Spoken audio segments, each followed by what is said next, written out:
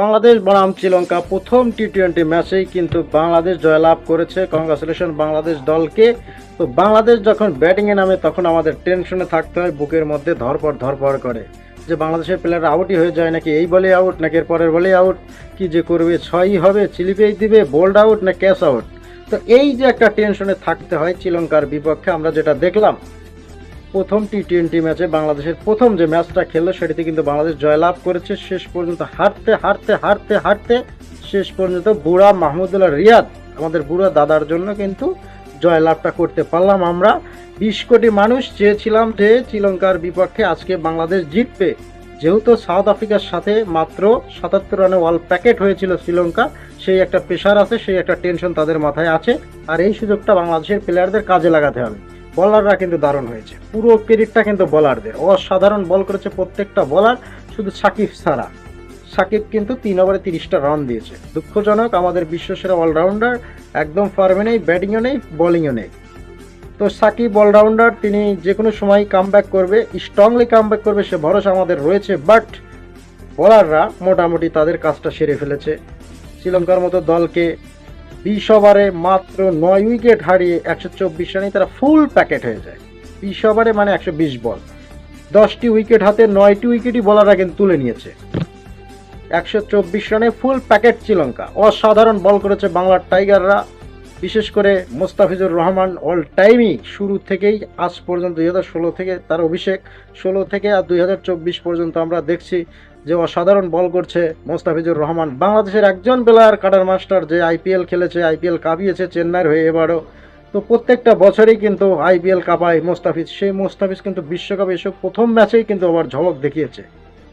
4টি ওভার বল করেছে cutter master, 17টি run দিয়ে 3টি উইকেট নিয়েছে, ইকোনমি রেট জাস্ট 4.25, অসাধারণ। তো বলারদের পুরো ক্রেডিট প্রত্যেকটা ম্যাচেই রয়েছে, তারা প্রত্যেকটা ম্যাচেই ফুল ক্রেডিট পাচ্ছে। বাট ব্যাটিংরা, বাংলাদেশের ব্যাটিংয়ের উন্নয়ন কবে হবে, উন্নতি তারা কবে করতে পারবে? টপ অর্ডার বাংলাদেশের একটি ভোগান্তি, টপ অর্ডার কোনো রান নেই, তারা রান করতে পারছে না। আজকের যে ম্যাচ বাংলাদেশ বনাম শ্রীলঙ্কা, 124 রানে ফুল প্যাকেট করেছে বাংলাদেশ, একদম জয়, একদম সহজ সমীকরণ। টি-20 ক্রিকেটে 10টি উইকেট হাতে 124 রান, 120 বলে 124 রান করতে হবে। বিশ্বের যে কোনো দলের বিপক্ষেই যদি তাদের ধারাবাহিকতা বজায় রেখে খেলতে পারে, তো একটা তো ছোট টার্গেট 124 রান, এটা কোনো ব্যাপার নয়। বাট বাংলাদেশ সেই খেলাকে কিন্তু বিশাল পাহাড় সমান টার্গেট বানিয়েছিল। শেষ পর্যন্ত বাংলাদেশ 8 উইকেট হারিয়ে 125 রান করতে সক্ষম হয়। তা বুড়া মাহমুদুল্লাহ রিয়াদ 19 নম্বর ওভারে একটি ছক্কা হাঁকিয়ে বাংলাদেশ জয়লাভ করতে পারে। যদি মাহমুদুল্লাহ রিয়াদ আউট হতো তাহলে বাংলাদেশ কোনোদিনও জয়লাভ করতে পারতো না, আমাদের এক বুক আশা একদম ভেঙে চুরমার হয়ে যেত।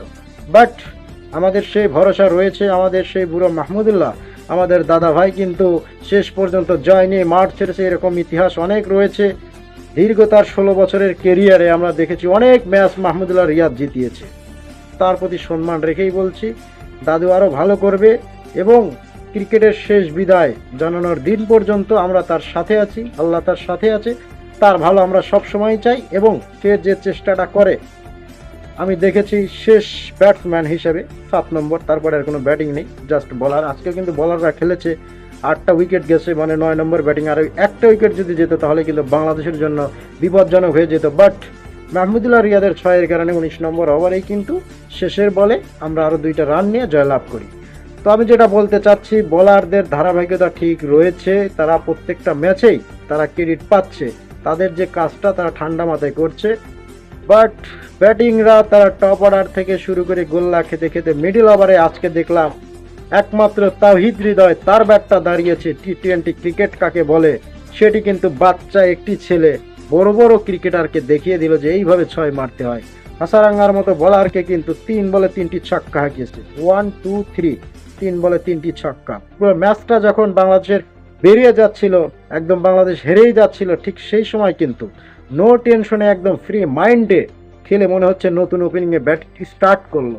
সেইভাবে খেলে কিন্তু 20 বলে 40 রানের দুরান্তে একটি ইনিংস খেলে ম্যাচটা একদম ফুল বের করে দিয়ে 4 নম্বর বলে 4টা টার্গেট ছিল যে 6টাই ছক্কা মারবে, বাট সেটি হয় নাই। 3টা বলে 3টা ছক্কা মেরে 4 নম্বর বলে কিন্তু আউট হয়ে গেছে, বাট খেলাটা কিন্তু পুরো বের করে দিয়ে তারপরে আউট হয়েছে। 50 বলে 40 রান লাগে, এটা কিন্তু ব্যাপার না, হাতে রয়েছে 6টি উইকেট। সেই 40 রান তুলতে বাংলাদেশের 8টা উইকেট চলে গেল। তো শেষ পর্যন্ত হারতে হারতে জিততে জিততে শেষ পর্যন্ত কিন্তু আমাদের বুড়া দাদাই জিতিয়ে দিল। তো বাংলাদেশের টপ অর্ডার প্লেয়ারদের রান করতে হবে, তাদের ফর্মে ফিরতে হবে। আমরা আজকে দেখলাম তাজমিন তামিম দুঃখজনক আউট, সৌম্য সরকার প্রথম ওভারেই আউট, লিটন দাস তার ধারাবাহিকতা কিন্তু বজায় রেখেছে, ফর্মে ফিরেছে। দেখলাম 38 বলে 36 রানের একটি ইনিংস খেললো, ম্যাচটা ধরে রেখেছিল। তাহিদ হৃদয় সেই সুযোগে ঝড়ে একটি ইনিংস খেললো, তারপরেই কিন্তু ম্যাচটা আবারও একদম হারতেই বসেছিলাম, মানে হেরেই গেছিলাম। শেষ পর্যন্ত মাহমুদুল্লাহ রিয়াদের দৌলতে বাংলাদেশ ক্রিকেট টিম, বাবার দোয়া ক্রিকেট টিম শেষ পর্যন্ত শ্রীলঙ্কার বিপক্ষে জয়লাভ করল। তো বাংলাদেশের টপ অর্ডাররা যদি 6 ওভার পাওয়ার প্লেতে বাংলাদেশ কিছু রান করতে পারে তাহলে কিন্তু বাংলাদেশ আর একটু ভালো হয়, তাদের মিডল ওভার ব্যাটসম্যানদের জন্য সহজ হয় কাজটা। কিন্তু বাংলাদেশের টপ অর্ডার ব্যাটসম্যানদের কোনো রান নেই, তারা কোনো ফর্মে নেই। বিশেষ করে 4টা প্লেয়ারকে নিয়ে বাংলাদেশের বড় টেনশন। টপ অর্ডার 4টা প্লেয়ার, সৌম্য সরকার, লিটন দাস, নাজমুল হোসেন শান্ত, তার কথা তো না বললেই নয়। তিনি বাংলাদেশের কোটায় খেলে, বাংলাদেশের ক্রিকেটে কোটা রয়েছে। এখন তার মুক্তিযুদ্ধ কোটা নাকি সেনাবাহিনীর কোটা, যে কোটাই হোক বাংলাদেশের ক্রিকেটে কোটা রয়েছে, সেই কোটায় তিনি খেলছে, অধিনায়কের কোটায় তিনি খেলছে। আমার যেটা মনে হয় তিনি অধিনায়কের কোটাটা বেছে নিয়েছেন, অধিনায়কের কোটায় তিনি খেলবেন। তো টি-20 ক্রিকেটে শান্তর মতো ব্যাটসম্যান আমরা চাই, তিনি বাংলাদেশের প্লেয়ার, তিনি বাংলাদেশে ভালো খেলেছে, ম্যাচ জিতিয়েছে, বড় বড় ইনিংস খেলেছে, সেটি টেস্টে করেছে, ওয়ানডে করেছে, কিন্তু টি-20তে নাজমুল হোসেন শান্ত তার ধারাবাহিকতা কিন্তু একদম বাজে। তারপরেও তাকে যখন নেওয়া হয়েছে আমরা চাই সে রান করুক, আমরা তাকে অপমান করি না। সেও বাংলাদেশের নাগরিক, বাংলাদেশ টিমের সদস্য এবং বাংলাদেশ ক্রিকেট টিমের সে অধিনায়ক। টি-20 ওয়ার্ল্ড কাপে 2024 ওয়ার্ল্ড কাপে কিন্তু তার নেতৃত্বে বাংলাদেশ ক্রিকেট খেলছে। তো আমরা চাই শান্ত রানে ফিরুক, শান্ত রান করুক, তাকে অপমান নয়, তাকে আমরা ভালোবাসি। আমরা চেয়ে থাকি এক বড় আশা নিয়ে, আমরা এক বুক আশা নিয়ে আমরা বসে থাকি যে বাংলাদেশ ক্রিকেট জয়লাভ করবে, যে দলের বিপক্ষেই খেলুক, সেটা অস্ট্রেলিয়া হোক, ইংল্যান্ড হোক, সাউথ আফ্রিকা হোক বা কেনিয়া, কানাডা হোক। আমাদের উদ্দেশ্য একটাই, আমরা জয় চাই, জয় লাভ চাই। আমরা টি-20 ক্রিকেট কাকে বলে সেইভাবে খেলে আমরা হেরে যাই। টি-20 ক্রিকেটে হার জিত আছে, খেলায় হার জিত আছে, কিন্তু খেলে হারতে হবে। 120 বলের খেলা, 10টি উইকেট হাতে, 120 রানে যদি অল আউট হয়ে যায় তাহলে কি হলো? 160 করো, 180 রান করো, তারপরে তোমরা ম্যাচ হেরে যাও, তাতে আমাদের কোনো দুঃখ নেই। বাট 120 রানে ফুল প্যাকেট যখন হয়ে যায় তখন তো দুঃখের কথা না বললেই নয়। তো আমরা চাইবো বাংলাদেশ ক্রিকেট দল খুব তাড়াতাড়ি ফর্মে ফিরুক, টপ অর্ডার তারা দ্রুত স্ট্রংলি কামব্যাক করুক এবং তাদের ধারাবাহিকতা বজায় রাখুক। বিশ্বের যে কোনো দলের সাথেই খেলা হোক না কেন, বাংলাদেশ ক্রিকেট টিম যেন জয়লাভ করতে পারে, সেই প্রত্যাশাই আমাদের। তো আমরা নেক্সট পরবর্তী যে খেলাটা রয়েছে সাউথ আফ্রিকার সাথে, সে ম্যাচেও আমরা জয় চাই। তো বাংলাদেশ কতটা ভালো করবে সেই প্রত্যাশাই আমরা বসে থাকবো। বলাররা তারা কিন্তু তাদের কাজটা করছে, আমরা চাই টপ অর্ডারের কাছ থেকে রান। টপ অর্ডার বিশেষ করে লিটন দাস, তাজমিন তামিম, সৌম্য সরকার এবং নাজমুল হোসেন শান্ত, এই 4টা প্লেয়ারের কাছ থেকে আমরা রান চাই।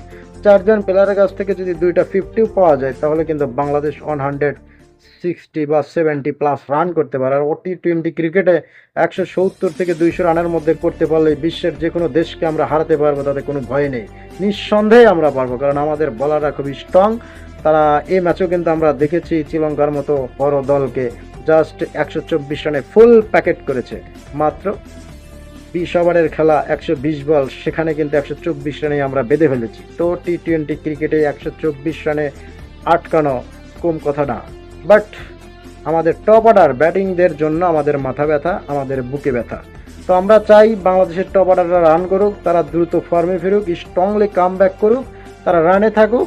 170-80 রান করে আমরা যদি হেরে যাই তাহলে আমাদের কোনো দুঃখ নেই। যাই হোক, বাংলাদেশ দলকে কংগ্রাচুলেশন প্রথম ম্যাচে জয়লাভ করার জন্য। আমরা পরবর্তী ম্যাচটাও যেন জয়লাভ করতে পারি সেই প্রত্যাশাই আমাদের। কংগ্রাচুলেশন বাংলাদেশ টিমকে।